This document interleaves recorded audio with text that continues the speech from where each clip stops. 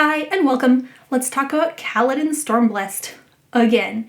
This character study video will be based on his character arc in book 4, Rhythm of War. This is a character study / essay, so it will be full of spoilers. You will want to have read the book before watching this. By book 4, Kaladin has been through a lot. We as the readers have seen him suffer. We have seen him overcome. We have seen him build relationships and accomplish a lot. So by the time we get to Rhythm of War, we know him pretty well. We're pretty attached to him. We are emotionally invested in what happens to him. But I had mixed feelings reading about him in this book. When you read this, did you think he was just as fulfilling to read about as the first 3 books? Or did you find yourself a little frustrated by him and his character? I found myself a little more on the frustrated side, but I do think maybe it depends on what you're looking for, because his character arc was very realistic. His journey was necessary to get him to the 4th ideal. It was painful, it was hard to watch. Reading about him was kind of like watching a person that you've come to care about, which we as the readers at this point have come to care about Kaladin, just watching him on his downward spiral, and there's nothing we can do about it. We're just bystanders, kind of like if you were a bystander in a friend's life watching their downward spiral, and you want to shout at them and say, hey, you want to tell them they don't have to suffer, they don't have to go through this alone, but there's nothing we could do about it. So in my rant review of Rhythm of War, I mentioned how some of the parts of the book felt more like reading a mental health manual than reading a fantasy story. And this frustrated me. As frustrating as it was to watch him suffering instead of healing, I didn't feel as drawn into his pain with him as I did in the previous books. It felt more like everything that should happen on a person's mental health journey being described to me, rather than an authentic look into his heart. It felt detached, I guess, which is probably more realistic anyway, because a real human going through this mental health journey and going through what Kaladin is going through can detach themselves from the people they care about, because it can be too hard to try to interact and pretend like you're okay all the time. But this is a story. I don't want him to detach from us. I want to suffer with him. But there were a couple of things that I thought were really well done that did make it more realistic, even though it was frustrating to watch.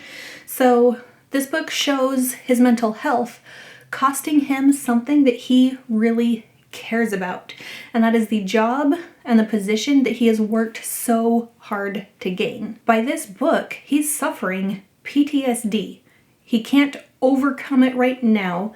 Dalinar just tells him, hey, you have to take a break. You can't keep doing this. You are done for now. And of course that brings up all the old feelings and all the baggage of Light Eyes taking things from him. But, you know, at this point he's mature enough to realize Dalinar's not taking it away. Dalinar is right, as much as he hates it, but then that makes it feel like it's his own fault. I'm the one who failed, which is why I am losing this, which is not healthy for Kaladin, as well as we know him by now. And the book did a great job of showing that Kaladin was the worst off when he was alone and when he felt like he had no purpose. Taking away his position, his job, forcing him to go on leave, takes away a lot of the purpose that he has gained so far. Kaladin cares about protecting people, and that's just been taken away from him. And his friends are leaving. Adolin and Shallan are going off on this quest into Shadesmar. He will be very separate from them. Rock is leaving, Dalinar is leaving, and he's a bit separated from Bridge 4. Yeah, he's supposed to kind of still be in charge and just not take part in the fighting, but that feels so pointless to him. He wants to be there with his men, leading them in the action with them. And so now what's the point? And so he detaches himself from Bridge 4 and tries to go find some new purpose with his parents. And yeah, so Kaladin's not totally alone. He does have his mom and dad, but yeah, it's complicated. His mother loves him no matter what. His father and him do not see eye to eye. And as much as they're working together towards the same goal right now, being surgeons and healing people, things start to happen that just show Liren how different he and Kaladin have become, and a wedge starts to form between them. Until finally Kaladin runs away, and Liren doesn't even want to work with him anymore because of how different their ideologies have become. And so, again, Kaladin's sense of purpose has been stripped away. He went from fighting and protecting to healing, which he still cares about, and that gets taken away. These are the two things that really fulfill him and give him his sense of purpose, being a soldier to protect and being a surgeon to heal. Now they're both gone, making him feel like more of a failure and making him feel even more alone. And that brings him to his darkest place in the book, when he is the most isolated, hiding out in the tower, separated from his support people. And that's a dangerous place for him to be. Although to me, the emotional impact earlier in the book, when he's just sitting on his floor crying, was more powerful than when he's hiding out in Urithiru. But for Kaladin himself, I think this point, when he's alone and isolated, is harder for him. And he still has to fight. Navani is counting on him. He is taking care of Teft. There's so much for him to do. He's the only Radiant left awake. The weight of everyone's safety is on him, weighing him down when he's already struggling just to stay alive and be himself. And where does this leave us reading about him? I've read the Reddit threads. I know that Kaladin's character has saved people. He is so important to the readers. This is our 4th book with him. We've seen him suffer and overcome so much. We just want to see him succeed and be happy. I think I'm probably not the only one who wanted to step into this story, just like you want to step into the lives of your friends who are struggling and say, hey, you've got this. You'll be okay. Even if they don't believe it, you want to make them. Okay, let's skip a little closer to the end. What makes Kaladin such a perfect Windrunner? I'm going to say it is his internal desires that line up so perfectly with the Windrunner ideals.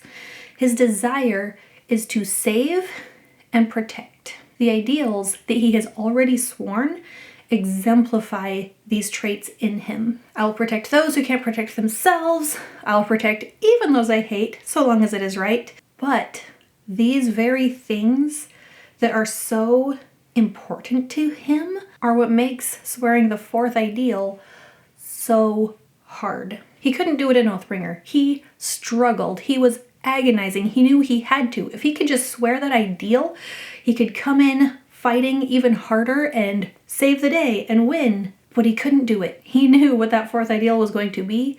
He could not accept it yet. But 4th book, 4th ideal, I think we all kind of knew that he was going to get to the point where he could swear that ideal. For us, the question was, how does he get there? I did a pretty good job not having things spoiled for me about this book before I read it, except the fact that Teft dies. Thanks, Reddit. There's spoiler tags, I knew that death was coming. It was no surprise that the death of Teft was such a catalyst for Kaladin, and then there was also his father being in danger. This man that he cares so deeply about, family. They've had a wedge shoved between them, kind of their own making, but still, it's still his dad. For Kaladin to get to where he needs to be, he has to accept his biggest fear, that he might lose people. He has to accept his biggest failure, that he has lost people. And he has to accept the thing that has brought him the most guilt, which is those people that he has lost were under his care. He felt responsible for them. It was his job to protect them, and he failed them. We know that's not always true, but Kaladin's in his own head, and that's what he believes, so he has to accept this. And so this moment where he is able to finally accept all these things and swear his 4th ideal is his biggest breakthrough. This is the thing that goes the most against his natural inclinations, but he does it. And I don't know about you, but I was like, finally! That was so satisfying. And the whole scene with him flying down and the windspren forming around him, that was just a really cool and awesome scene. Very well done. He's done it. 4th ideal. He's come to a point where we can finally congratulate him and say, yes, Kaladin, good job. But what will book 5 bring? Will we still have to see him suffer more? His mental health, his internal darkness and struggles will always be part of his life, and we will continue to root for him and wish for his happiness. If you enjoyed this character study, I have a whole series of videos on other characters from the Stormlight Archives that I encourage you to go ahead and go watch. I'll be going on maternity leave from YouTube soon, but if you click the little bell icon, you'll know when I'm back and we can talk about books and characters some more. Thank you for watching. My social links are in the description, and I'll see you next time. Bye!